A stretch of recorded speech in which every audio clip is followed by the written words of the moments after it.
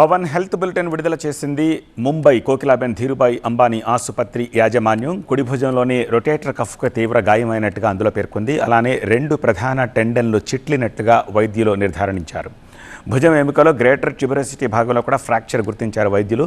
July 11న arthroscopic విధానంలో విజయవంతంగా శస్త్రచికిత్స పూర్తి చేశారు. ప్రముఖ arthroscopy and shoulder surgeon doctor Dinshaw Pardiwala నేతృత్వంలో ఈ సర్జరీ జరిగింది. ప్రస్తుతం పవన్ ఆరోగ్య పరిస్థితి నిలకడగా ఉందన్నారు వైద్యులు. పవన్ కళ్యాణ్ కోలుకుంటున్నారని, వైద్యుల పర్యవేక్షణలో ఉన్నారని హెల్త్ బులెటిన్ రిలీజ్ చేశారు. కొంతకాలం పూర్తి విశ్రాంతి తీసుకోవాలని పవన్కు వైద్యులు సూచించారు. విశ్రాంతి అనంతరం ప్రత్యేక షోల్డర్ రిహాబిలిటేషన్ కార్యక్రమం ప్రారంభమవుతుంది అన్నారు. 4 నెలల్లో భుజం పూర్తి స్థాయిలో కోలుకునే అవకాశం ఉందని వైద్యులు అంచనా వేస్తున్నారు. రిహాబిలిటేషన్ పూర్తయ్యాక సాధారణ స్థితికి వచ్చే అవకాశం ఉంది అన్నారు. అభిమానులు, పార్టీ శ్రేణులు ఆందోళన చెందాల్సిన అవసరం లేదంది వైద్య బృందం.